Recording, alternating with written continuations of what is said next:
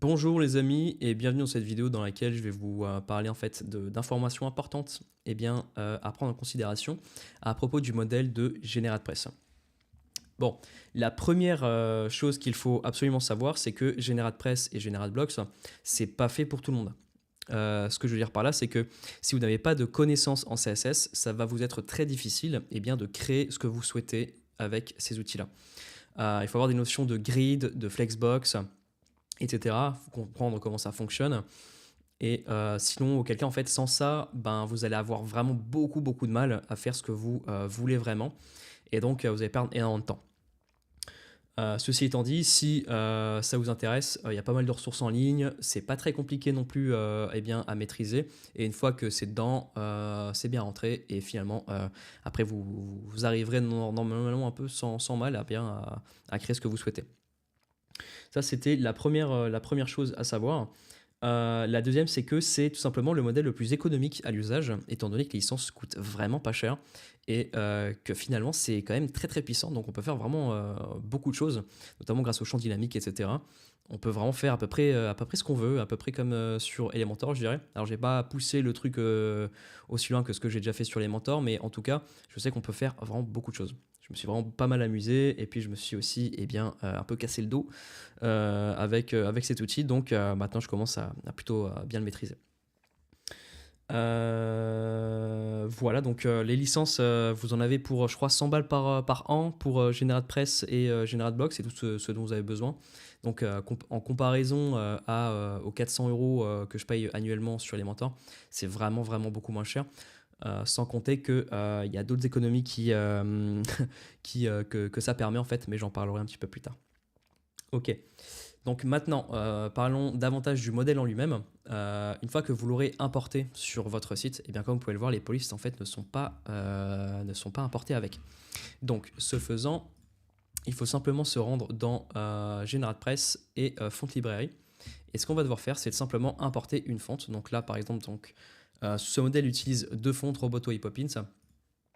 Donc on va importer Roboto. Voilà, je sélectionne toutes les variantes que j'utilise. Alors, dans les faits, le modèle n'utilise pas de ces variantes, mais pour l'exemple, je vais tout importer. Voilà. Maintenant que c'est fait, pour une raison que j'ignore d'ailleurs, une fois qu'on a importé une seule police, et bien toutes les autres polices seront importées avec également. Donc, comme vous pouvez le voir, donc j'ai importé la police Roboto, et là, si j'analyse cette police-là, et bien c'est Poppins qui est bien rendu. Donc, c'est good. Donc voilà, ça c'est un petit truc à savoir. C'est simplement que, en important un modèle d'Ocopo, les polices locales ne sont pas importées avec. Voilà. Ok. Maintenant, il y a un autre truc qu'il faut que dont je vous maintenant il y a un autre truc dont il faut que je vous parle, c'est tout simplement l'usage des styles globaux. GenerateBox fonctionne beaucoup avec ce système-là qui permet en fait un gain de temps phénoménal. Alors c'est quelque chose qui existe déjà un petit peu sur tous les builders, hein. Sur Elementor, ça s'appelle les styles globaux. Bon là c'est littéralement la trad aussi sur GenerateBlock. Global Style, c'est juste en anglais. Et en gros, ça permet en fait de créer des styles prédéfinis qu'on va pouvoir appliquer sur nos éléments pour gagner une tonne de temps. Donc par défaut, j'en ai créé pas mal. Voilà, j'ai créé une petite base qui vous permettra de gagner du temps lors de vos créations de pages. Et maintenant, je vais vous illustrer comment est-ce que ça fonctionne vraiment. Enfin, je ne vais pas vous l'illustrer, je vais juste vous montrer littéralement comment ça fonctionne.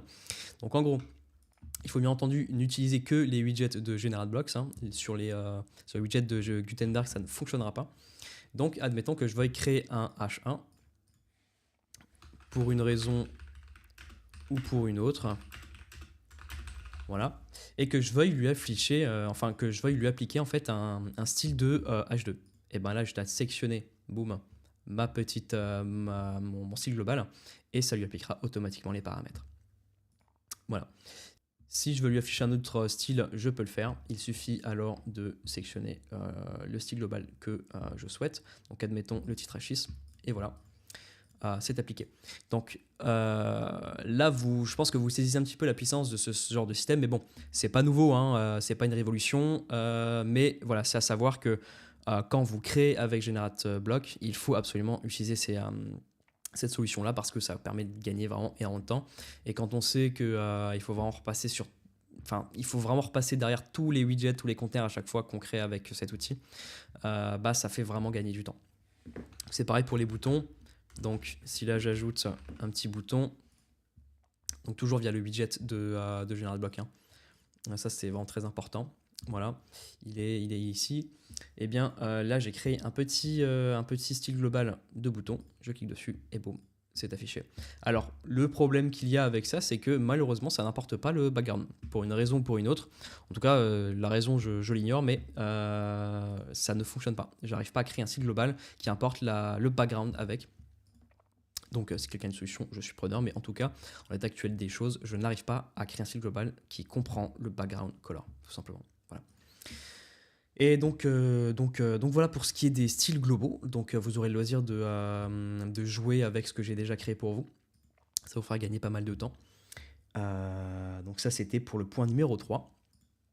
Ensuite, le point numéro 4, c'est que j'ai créé pas mal de CSS personnalisés pour personnaliser eh bien, le modèle d'article par défaut. Donc là, j'ai pas créé un element pour créer un tout nouveau modèle eh bien, d'article. Ce que j'ai fait, c'est simplement que j'ai ajouté du CSS dans le personnaliseur pour que ce soit en fait directement exploitable et que ce soit quand même un minimum joli. Par défaut. Voilà. Donc j'ai ajouté tout le CSS ici. Donc si vous souhaitez eh bien, modifier l'apparence de vos articles par défaut, eh bien c'est possible via le personnaliseur et donc le CSS personnalisé. Mais moi je trouve que là c'est déjà quand même vraiment pas mal.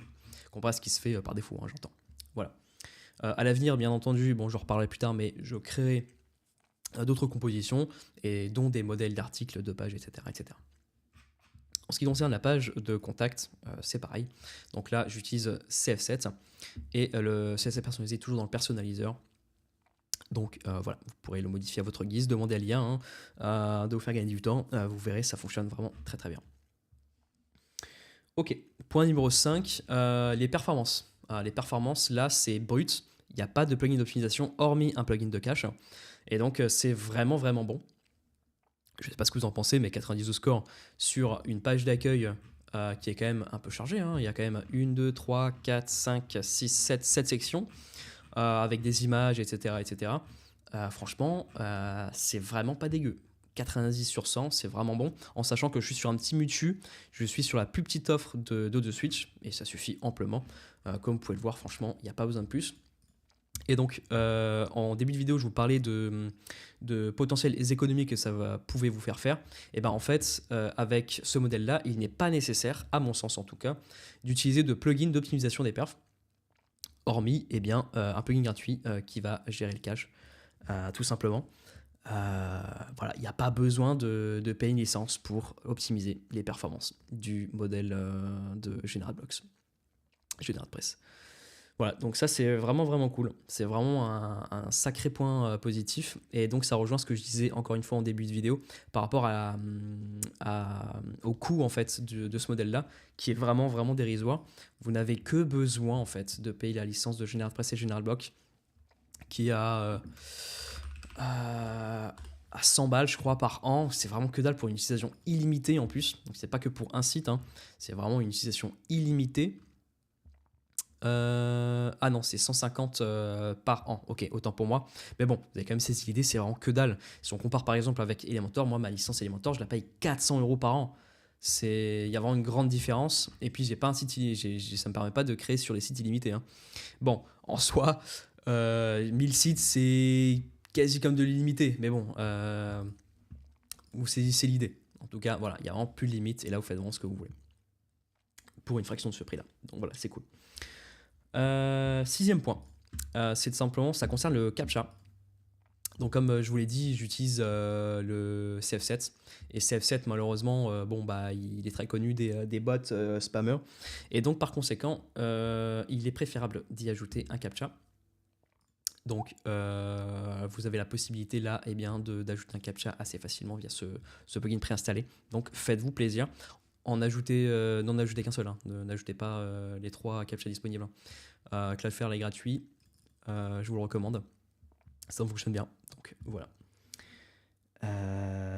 Maintenant, autre chose, et ça c'est le dernier point que j'aimerais aborder avec vous. J'ai créé des composants, donc il n'y en a pas encore beaucoup comparé à ce que j'ai déjà fait sur Elementor. Donc pour l'instant, il y a toute cette page d'accueil en fait d'éléments. Et s'il est déplaît, si vraiment vous souhaitez que j'en créerai davantage. Donc faites-moi savoir, faites-moi des retours sur ce que vous en pensez. Si vous aimez ce style un petit peu minimaliste, etc. D'ailleurs, je vois qu'il y a une petite incongruence de titre ici. C'est pas grave, je mettrai ça à jour. Et puis voilà, comme dit, si ça plaît, moi je vous en ferai d'autres. En sachant que si vous avez déjà une licence GenerateBlocks, eh ben, vous avez déjà une grosse bibliothèque. Donc, à voir si vous souhaitez quelque chose de différent, dans un style très particulier, etc. Dites-le moi et moi, je verrai ce que je peux faire. Mais normalement, il ne devrait pas y avoir de souci. Voilà, c'était tout pour moi pour cette vidéo et des informations qu'il fallait que je vous transmette parce que ça me semblait très important. Et donc, c'est tout pour moi. Je vous souhaite une bonne journée.